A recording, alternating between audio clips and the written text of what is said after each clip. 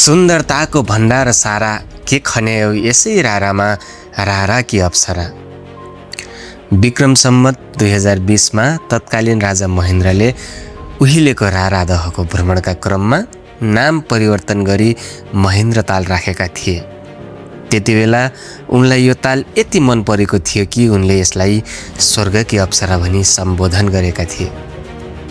त्यति बेला राजा महेन्द्र जब मुगुको यो तालको किनारमा पुगे तब त्यहाँको अकल्पनीय सौन्दर्यले उनी यति मन्त्रमुग्ध भए कि उनले त्यहीँ बसेर यी कालजयी हरफहरू लेखे।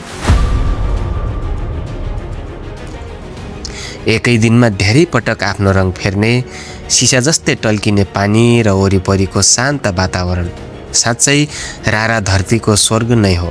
तर यो ऐना जस्तै टल्किने पानी र अप्सरा जस्तो सौन्दर्यका पछाडि एउटा यस्तो गहिरो विज्ञान र गाउँलेहरूको आँसु लुकेको छ जसको बारेमा हामी धेरैलाई थाहा छैन।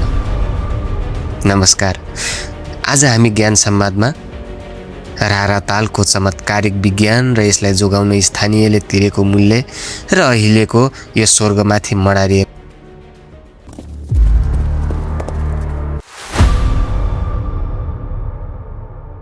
राराको पानी किन यति कञ्चन छ त? नेपालका धेरै तालहरू लेउ र माटोले धमिलो हुँदा राराको पानी किन सधैँ निलो र कञ्चन छ त? यसको पछाडि प्रकृतिको एक अद्भुत रसायन विज्ञान र भूगोल लुकेको छ। क्याल्सियम र म्याग्नेसियमको जादु। रारा तालको वरिपरि क्याल्सियम र म्याग्नेसियम कार्बोनेट युक्त चट्टानहरू छन्। यी चट्टानबाट निस्कने रसायनले पानीलाई मात्र सफा राख्दैनन्, गहिरो नीलो रङ पनि प्रदान गर्छन्। यो ताल करिब 167 मिटर गहिरो छ। यति धेरै गहिराई भएकोले तालको पिँधमा उम्रिएका लेउ वा झारहरू पानीको सतहसम्म सजिलै आउन सक्दैनन्। साथै करिब 2990 मिटरको उचाइमा पर्ने सूर्यको सिधा किरण यो गहिरो पानीमा पर्दा पानी झनै ऐना जस्तो टल्किन्छ। र यहाँको पानी यति सफा हुनुको अर्को एउटा कारण हो न्यून पोषक तत्त्व। यो विज्ञानको भाषामा न्यून पोषक तत्त्व अलिगोट्रोफिक ताल हो, अर्थात् यसको पानीमा पोटासियम र नाइट्रोजन जस्ता पोषक तत्त्वहरू एकदमै कम छन्, जसले गर्दा यहाँ पानी धमिलो बनाउने लेउ उम्रिन पाउँदैनन्।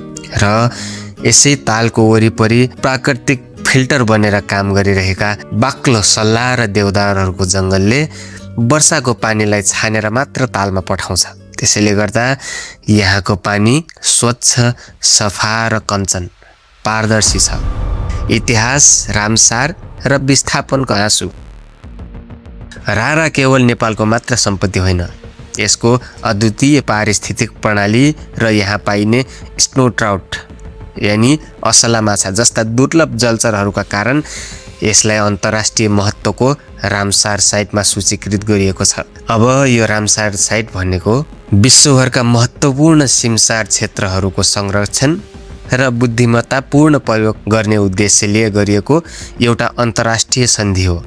यसलाई रामसार महासन्धि पनि भनिन्छ। अब यसको नाम रामसार महासन्धि कसरी रह्यो त? सन् 1971 फेब्रुअरी 2 मा इरानको रामसार भन्ने सहरमा विश्वका विभिन्न देशहरू भेला भएर सिमसारको संरक्षण गर्ने एउटा सम्झौतामा हस्ताक्षर गरेका थिए। हो, त्यही सहरको नामबाट यसलाई रामसार सन्धि भनिएको हो। तर राराको यो अन्तर्राष्ट्रिय पहिचान र सौन्दर्य जोगाउन मुगुका स्थानीय बासिन्दाले ठूलो मूल्य चुकाएका छन्। विक्रम सम्वत 2032 सालमा रारा राष्ट्रिय निकुञ्ज घोषणा गरिएसँगै तालकै किनारमा पुस्तौँदेखि बसोबास गर्दै आएका रारा र छापबुरो अथवा छाप्रू गाउँका सयौं स्थानीयलाई त्यहाँबाट उठाइएको थियो। आफ्नो जन्मभूमि, पुर्खाको चिहान र चिसो हावापानी छोडेर उनीहरू तराईको बाँकेको खजुरा क्षेत्रको गर्मीमा लगेर विस्थापित गरिएको थियो। आज पर्यटकहरू जुन तालको किनारमा उभिएर फोटो खिच्छन् त्यहाँ कुनै बेला एउटा सिङ्गो बस्तीको हाँसु र आँसु गुन्जिन्थ्यो। राराको यो शान्तिमा ती विस्थापित गाउँलेहरूको मौन त्याग लुकेको छ।